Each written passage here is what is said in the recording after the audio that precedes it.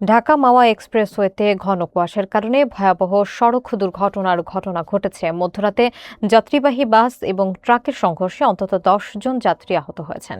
দুর্ঘটনার পর fire service দ্রুত উদ্ধার অভিযান চালায়। আহতদের মধ্যে ২ জনকে আশঙ্কাজনক অবস্থায় ঢাকায় পাঠানো হয়েছে। খাদিজা আক্তারের প্রতিবেদনে থাকছে বিস্তারিত। ঢাকা মাওয়া এক্সপ্রেসওয়েতে ঘন কুয়াশার কারণে সংঘটিত সড়ক দুর্ঘটনায় অন্তত ১০ জন যাত্রী আহত হয়েছেন। শুক্রবার ২৭ ডিসেম্বর দিবাগত রাত ১:৩০টার দিকে মুন্সিগঞ্জের শ্রীনগর উপজেলার ছনবাড়ি ফ্লাইওভার এলাকায় এ দুর্ঘটনা ঘটে। সংবাদ পেয়ে শ্রীনগর ফায়ার সার্ভিসের সদস্যরা দ্রুত ঘটনাস্থলে পৌঁছে উদ্ধার অভিযান শুরু করেন। আহত যাত্রীদের উদ্ধার করে শ্রীনগর উপজেলা স্বাস্থ্য কমপ্লেক্সে পাঠানো হয়।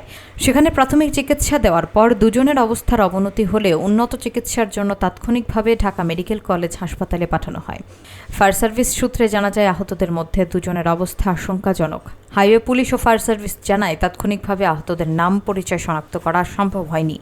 সংশ্লিষ্ট সূত্রগুলো জানায়, দুর্ঘটনা কবলিত বাসটি গাবতলী থেকে গোপালগঞ্জের উদ্দেশ্যে ছেড়ে আসা টঙ্গীপাড়া এক্সপ্রেস নামের একটি যাত্রীবাহী বাস। শ্রীনগর ফায়ার সার্ভিসের স্টেশন অফিসার দেওয়ান আজাদ হোসেনের তথ্য মতে, ঘন কুয়াশার কারণে বাসটি নিয়ন্ত্রণ হারিয়ে এক্সপ্রেসওয়ের মাওয়ামুখী লেনে থেমে থাকা একটি ট্রাকের পেছনে সজোরে ধাক্কা দেয়।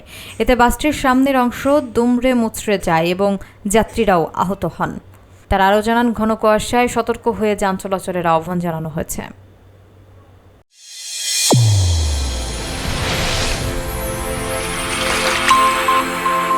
চ্যানেল A1 হৃদয়ের স্পন্দন।